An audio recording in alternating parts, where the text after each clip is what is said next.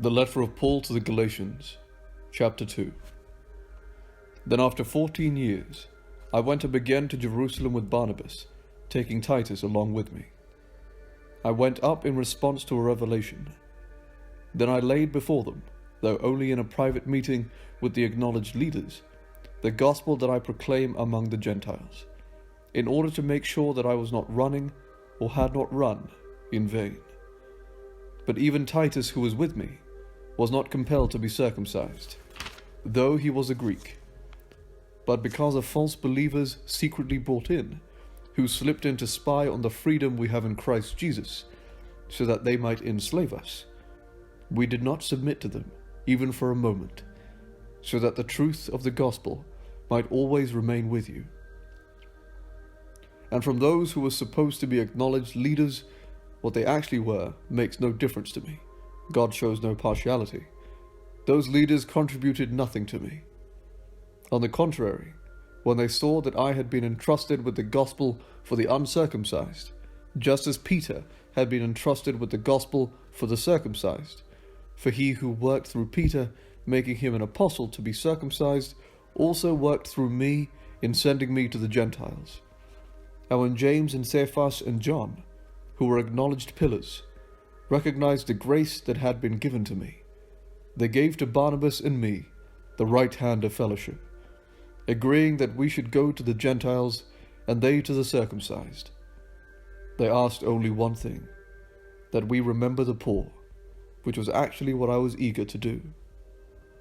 But when Cephas came to Antioch, I opposed him to his face, because he stood self-condemned. For until certain people came from James, he used to eat with the Gentiles. But after they came, he drew back and kept himself separate for fear of the circumcision faction. And the other Jews joined him in his hypocrisy, so that even Barnabas was led astray by their hypocrisy. But when I saw that they were not acting consistently with the truth of the gospel, I say to Cephas before them all, if you, though a Jew, live like a Gentile and not like a Jew, how can you compel the Gentiles to live like Jews? We ourselves are Jews by birth, and not Gentile sinners. Yet we know that a person is justified not by the works of the law, but through faith in Jesus Christ. And we have come to believe in Christ Jesus, so that we might be justified by faith in Christ, and not by doing the works of the law, because no one will be justified by the works of the law. But if, in our effort to be justified in Christ, we ourselves have been found to be sinners, is Christ then a servant of sin? Certainly not. But if I build up again the very things that I once tore down, then I demonstrate that I am a transgressor. For through the law I died to the law, so that I might live to God. I have been crucified with Christ, and it is no longer I who live, but it is Christ who lives in me.